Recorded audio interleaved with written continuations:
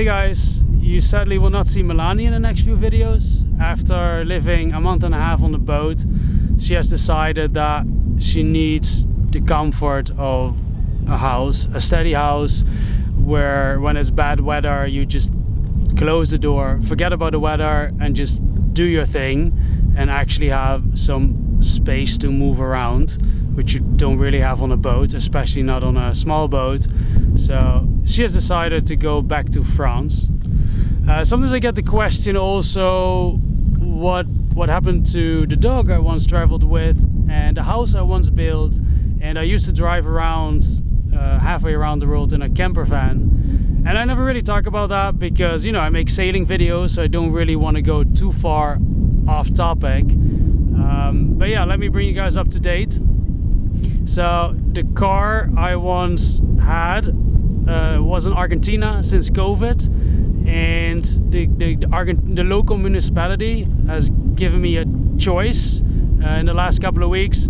I either had to pick it up within a month, or I had to give it to the local government. And I've tried to sell it to see if I could sell it, but the car wasn't registered on my name. And I'll explain that when you buy a car in Kyrgyzstan, you cannot register it on a foreigner's name. So I had registered it on a local friend. So selling it was not an option. And going back and forth, I could do that. It would cost a lot of money. And then I could drive the car to a neighbor country. It would give me 1 year before I would have to go back again. And I really like boat life. I don't know if I want to go back in van life. And I calculated the costs and it was just not worth it. So the van in the last weeks was picked up by the Argentina government and is probably destroyed by now. The dog I traveled with, he was at a farm in the Netherlands, like the best place for a dog to be, like really an amazing, like I'm so grateful that he ended up there. However, I heard last week that he was chasing a bunny and he got on our car and he sadly died. The house I once built is still there. I'm still waiting for permits. Whether I actually get that one day, I don't know, maybe. We'll see. I don't want to make this a sad video, as that's not the type of videos that I want to make, but I cannot deny that I'm going through a pretty rough month. Like on the surface my life looks amazing, and it is. Like I'm very aware every single day that I'm living the life of my choice, I'm living the life of my dream. I'm at the 1% that is able to do this, and I'm so grateful for that. But that doesn't mean that I am not going through the same personal things as you do. So yeah, for the upcoming time it'll just be me. Let's get this boat ready to go again.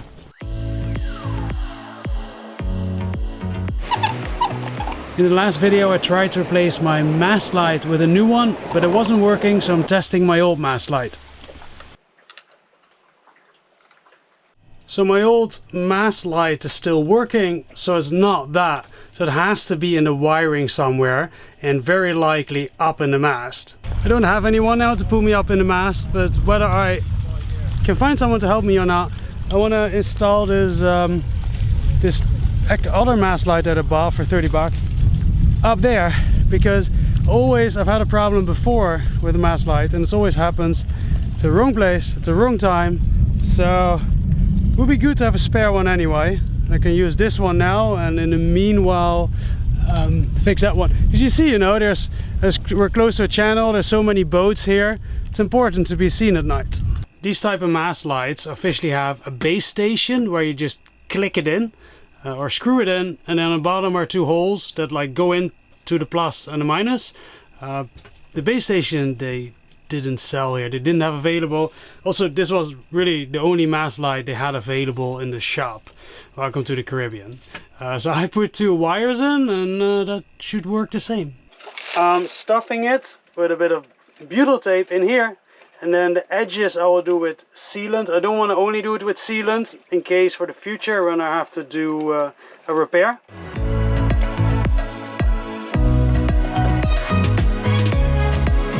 I've I've used cheap sealant before and I've had so many issues with that in the marine environment. So learn my lesson, not doing that anymore. In boat life I learned when you do something, try to do it correct the first time. So that's what I'm trying.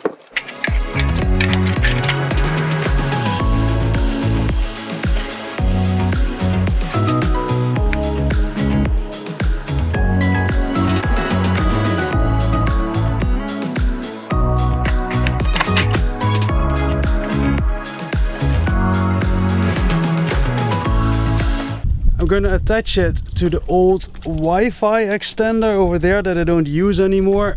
First with zip ties, then with these things. They are stainless.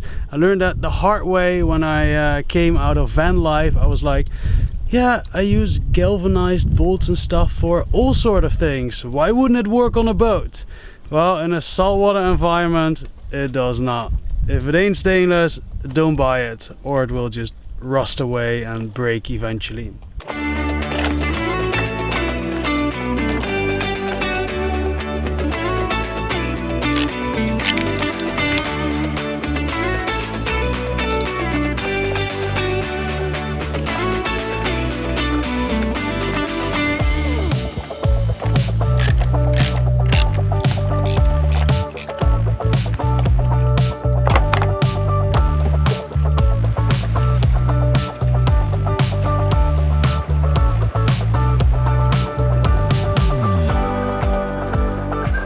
I'm using heat shrink connections, but sometimes when I crimp them on the crimp itself, they get a little damaged and it could corrode in the future. It happened in the past. So after I put heat on them, I'm going to put these heat shrink sleeves over them as extra protection.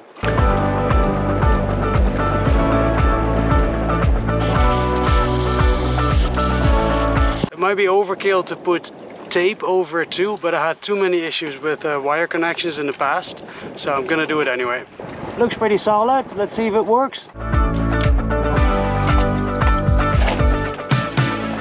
Oh yeah, one problem less. In the marine collision regulations, the coal regs, rule 30, which is about lights and shapes for vessels at anchor, rule 30b states a vessel of less than 50 meters in length may exhibit an all-round white light where it can best be seen. Well, obviously number one is on the mast, but this is the best option I can come up with. It's higher than the boom, so this is the best option I could come up with on my boat for an all-round white light. There's a tropical depression coming over since a couple of days, and today is the worst day, so it's a good day to stay on the boat and do some boat work. Since I opened a new can of sealant and since I'm really tired of having leaks on the boat, I'm going to reseal pretty much everything.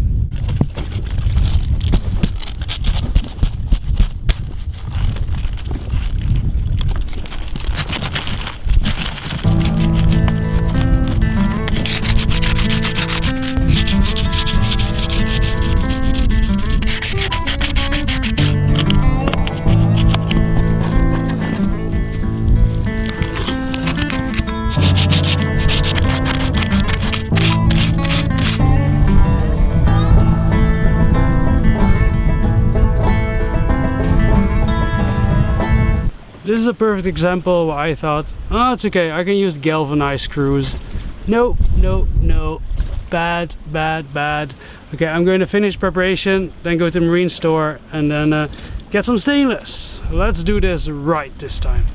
This one is so rusted, I cannot get it out with a screwdriver anymore.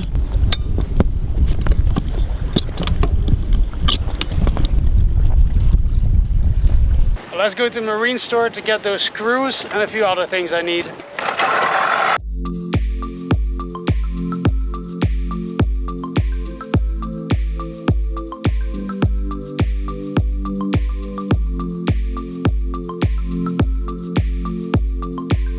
I'm gonna take a little sightseeing detour because I've never seen this part of Jolly Harbor.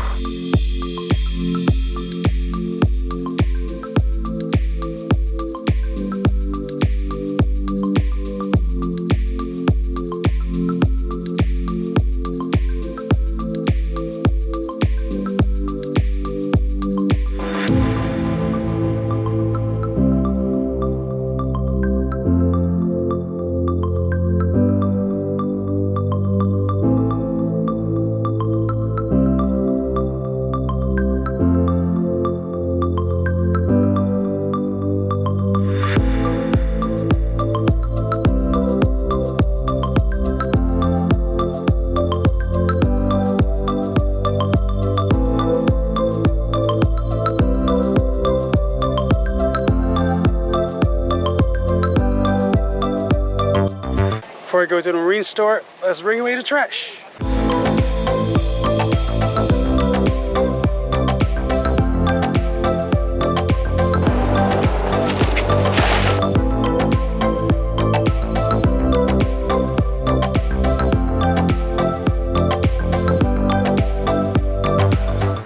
Budget Marine. The name is kind of ironic actually, because trust me, there is no budget marine store in the Caribbean. Let's go.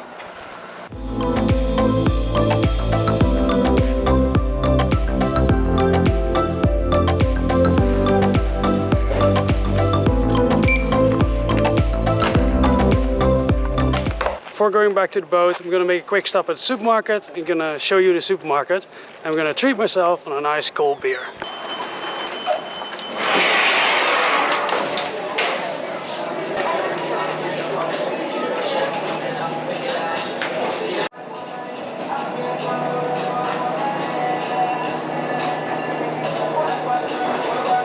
Apparently it's a Good Friday. No beer today. This is by far the best supermarket I've seen in Antigua. No beer today. Oh well, let's go back to the boat and continue the project.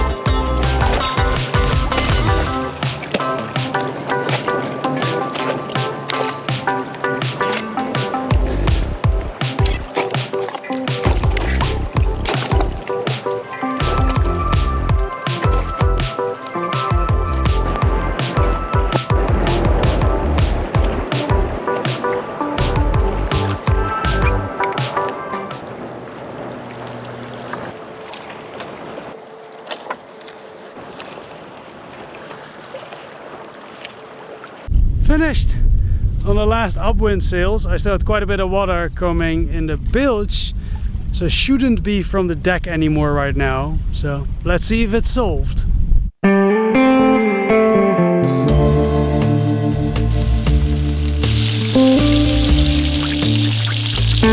made myself 2 big bad burgers today. Look at that beautiful anchor light there.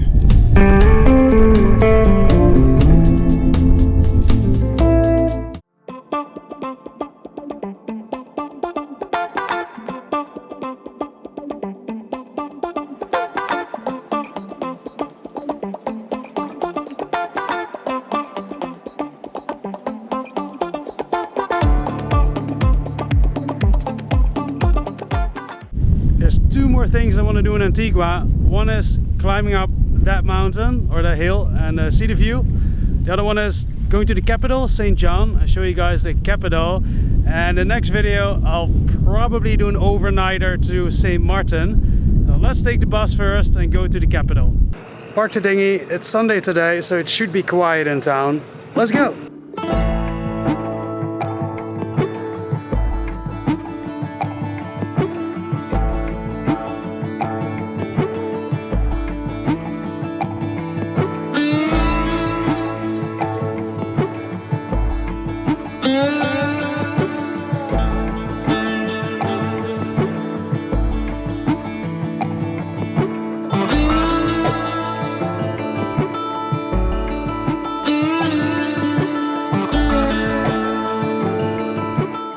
First stop is the St. John's Cathedral. I'm a little cautious filming in public in many of the Caribbean countries because a lot of people don't really seem to like the camera.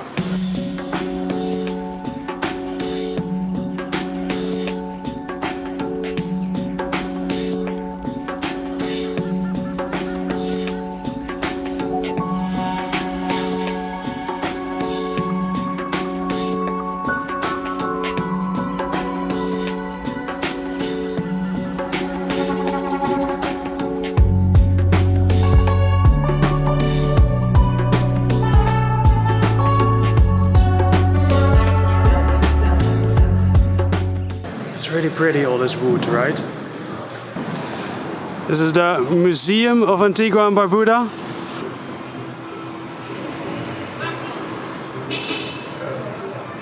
This is the area where the big cruise ships arrive.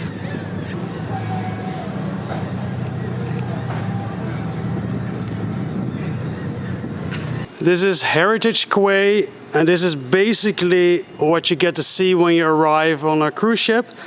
It's one big shopping center. Listed as one of the top sites to see in Antigua.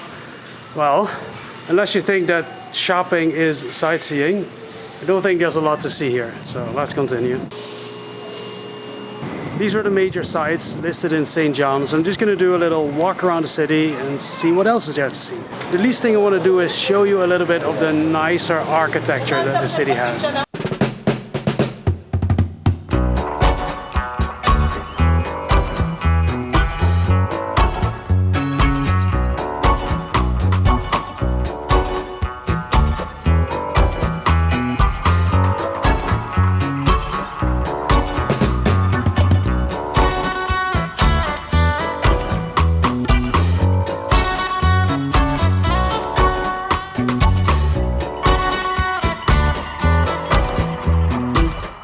I just got back to the dinghy dock. I only had one person shouting to me today because she thought I was filming her, which I wasn't. The camera was opposite. I was filming myself. So that's a pretty good day. Are you guys ready for a hike? I am. Well, let's go.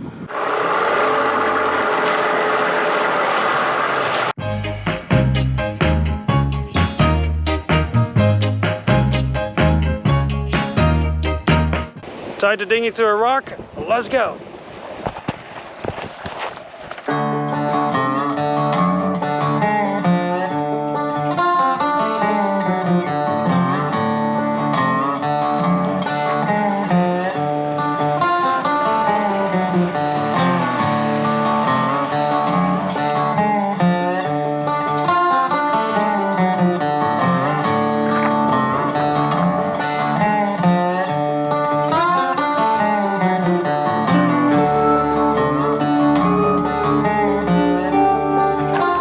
Made it to the top. This is lot number 60. So they're apparently gonna build a house here. Hi guys, see you next time.